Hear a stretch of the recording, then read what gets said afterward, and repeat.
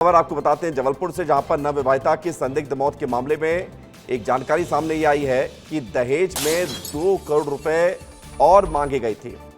एक नवविवाहिता की मौत हुई है। जबलपुर से खबर आपको बता रहे हैं, युवती के पिता ने दामाद पर हत्या के आरोप लगाए हैं। 100 तोला सोना और 3 करोड़ रुपए दे दिए गए थे शादी में, लेकिन 2 करोड़ रुपए और मांगे गए थे।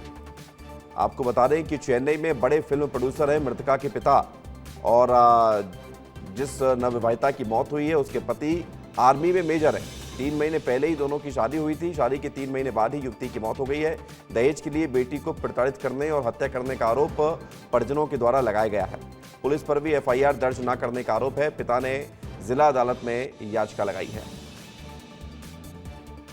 My demand is my daughter. I want justice for my daughter death. Okay, this is clearly we know it is a murder.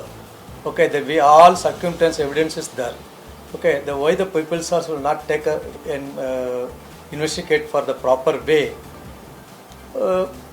Then only we get the justice. I believe that. Till I believe as an Indian Constitution is going to right way. हमारा स्पष्ट आरोप ये है कि ये dowry की demand के कारण की गई हत्या है। उन्होंने शादी में 100 तोला सोना मांगा, वो दिया। उनने बोला कि 20 लाख रुपए का हीरो का हार दो, वो दिया। उनने बोला कि हमको XUV टक्सन गाड़ी दो, हुंडई टक्सन गाड़ी दो, वो काफ़ी महंगी थी, 55-60 लाख रुपए की थी वो। तो हमने XUV 700 दी। वहाँ पर बोला कि 2 करोड़ रुपए हॉस्पिटल में लगेंगे, 2 करोड़ रुपए का इसका हॉस्पिटल बनवा दो। यानी कि वकील तो ये कह रहे हैं कि जो जो मांगते चले गए हम देते चले गए, लेकिन फिर भी अगर दहेज की आग के चलते या दहेज की मांग के चलते एक बेटी की मौत हो गई है तो फिर सवाल तो उठेंगे। और टुशा वाला मामला भी चर्चा में है। ऐसे में एक और नया मामला जबलपुर में सामने आया है और ये भी हाई प्रोफाइल मामला है। हमारे साथ हमारे सहयोगी दुर्गेश जुड़ गए हैं। दुर्गेश, इस मामले को लेकर अब तक क्या क्या तथ्य सामने आ चुके हैं और पुलिस ने FIR दर्ज क्यों नहीं की है? बिल्कुल विवेक, देखिए पुलिस ने FIR, कल हमने पुलिस अधिकारियों से बातचीत की तो उन्होंने स्पष्ट तौर पर इस पर कुछ नहीं कहा, क्योंकि 1 साल पुराना मामला है। मार्च 2025 में शादी हुई थी और 9 जून 2025 को कविता की डेथ हो जाती है। जो प्राथमिकता पर जांच मर्ग कायम किया गया था उसके मुताबिक जब पोस्टमार्टम रिपोर्ट आई तो उसमें कार्डियक अरेस्ट बताया गया, लेकिन जिस तरह की हालातों में मौत हुई और जो परिस्थितियां मृतिका के परिजन बता रहे हैं वो उसमें कहीं ना कहीं बहुत सारे संदेह खड़े होते हैं।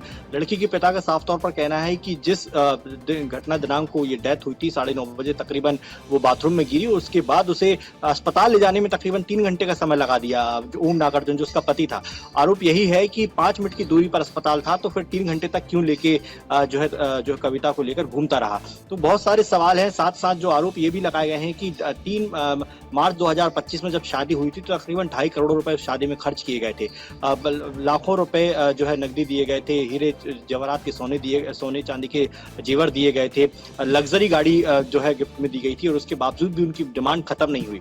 जबलपुर आने से पहले ही दामाद ने उनके सामने डिमांड रखी थी कि वो हॉस्पिटल खोलना चाहता और इसके लिए तकरीबन 2 करोड़ रुपए चाहिए, जिस पर पिता ने आपत्ति जताई और ये कहा था कि हमने शादी में ही 2 से 2.5 करोड़ खर्च कर दिए तो इतना पैसा हमारे पास नहीं है। जिसके बाद से दामाद का रुख और नेचर जो है पूरी तरीके से बदल गया था, वो बातचीत का तरीका उसका बदल गया था और उसके बाद वो लगातार उसकी बेटी को प्रताड़ित करता रहा।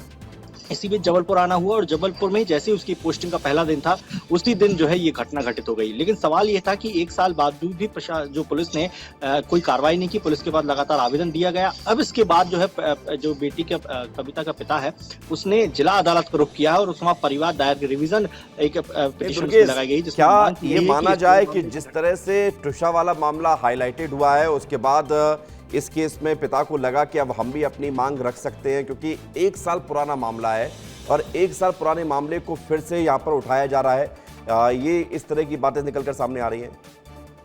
विवेक, देखिए 1 साल में पहली बार नहीं उठाया गया।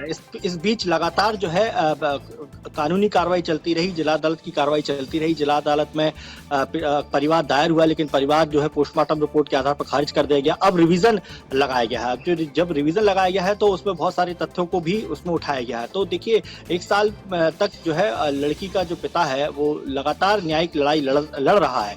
अब रिवीजन में एक बार फिर मामला गया है जिला अदालत में।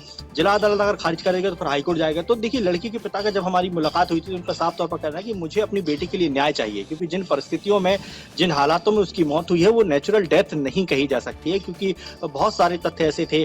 चैट जो है, व्हाट्सएप चैट जो दिखाई गई है हमें, उनका उसमें साफ तौर पर ये बात रखी जा रही है कि हमें और भी पैसा चाहिए, हमारी जरूरत है और भी है, हमें हॉस्पिटल खोलना है। तो ये तमाम चीजें लगातार हो रही थी शादी के दौरान, शादी के बाद।